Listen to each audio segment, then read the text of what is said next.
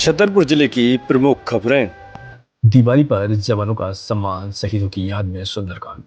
छतरपुर के हनुमान टोरिया पर दीपावली के अवसर पर देशभक्ति से भरा सुंदरकांड पाठ और भजन संध्या का आयोजित कार्यक्रम हुआ। यह कार्यक्रम सीमा से लौटे जवान और शहीदों की स्मृति में किया गया। आयोजक राधेश्याम सोनी ने बताया कि जवानों को पुष्प मालाओं से स्वागत किया गया। संगीतमय सुंदरकांड पाठ में बड़ी संख्या में श्रद्धालु शामिल हुए। हरपालपुर सीएम की दबंगई, भाजपा नेता के घर कचरा फेंका। हरपालपुर नगर परिषद के सीएमओ शैलेंद्र सिंह पर दबंगई का आरोप लगाया है। भाजपा नेता महेश राय ने बताया कि दीपावली से पहले सीएमओ के निर्देश पर उनके घर के बाहर कचरा घर के अंदर फेंका गया। वायरल वीडियो में कर्मचारी कचरा डालते दिख रहे हैं। महेश राय ने बताया कि अगर उनके साथ ऐसा हो सकता है तो आम आदमी के साथ क्या हो रहा होगा।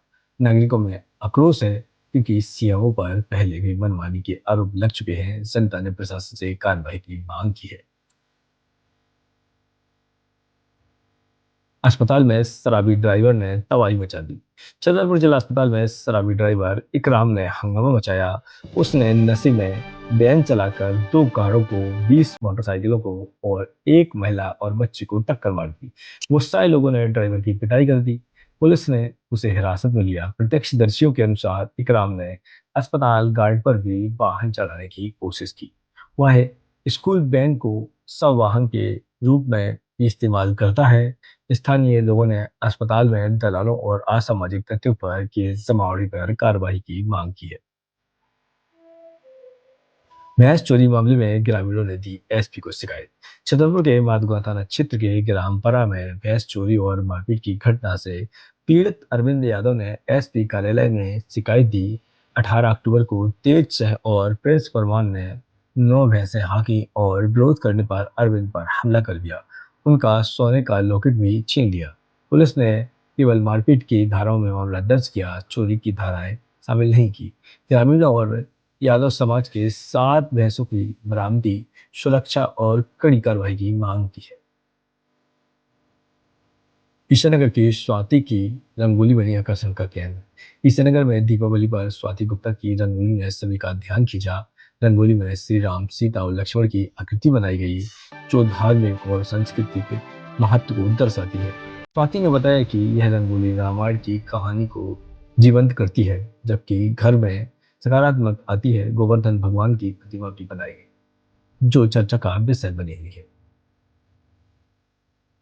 बुंदेलखंड को मिली वंदे भारत ट्रेन। छतरपुर से वाराणसी के लिए वंदे भारत एक्सप्रेस की स्वीकृति दीपावली पर बड़ी सौगात बनी।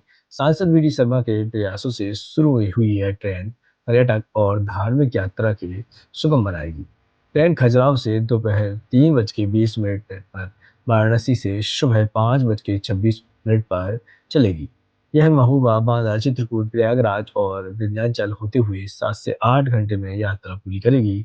विधायक अरविंद पटेरिया और राजेश शुक्ला ने इसे पर्यटन और आस्था के लिए मील का पत्थर बताया। सुंदरकांड सम्मेलन में बागेश्वर धाम यात्रा का न्योता। नौगांव के सफेद हनुमान मंदिर में सुंदरकांड सम्मेलन आयोजित किया गया। बागेश्वर धाम सुंदरकांड मंदिर में दिल्ली से वृंदावन पद यात्रा का निमंत्रण दिया गया। युवा हर वार्ड में पीले चावल बांटकर लोगों को आमंत्रित करेंगे। संगीतमय सुंदरकांड पाठ में परमानंद पांडे, आयुष पांडे और अन्य लोग शामिल हुए। अन्नकूट महोत्सव पड़रिया धाम में भगवान बांके बिहारी को लगाए गए छप्पर भोग। दीपावली के उपलक्ष्य में बक्साहा के समीप स्थित सिद्ध क्षेत्र पड़रिया धाम में बुधवार को अन्नकूट महोत्सव मनाया गया, जिसमें दूर दूर से श्रद्धालु पहुंचे और शामिल हुए। इस अवसर पर भगवान श्री बांके बिहारी जी को 56 भोग अर्पित किए गए और भक्तों ने आरती, भजन, पूजा अर्चना की।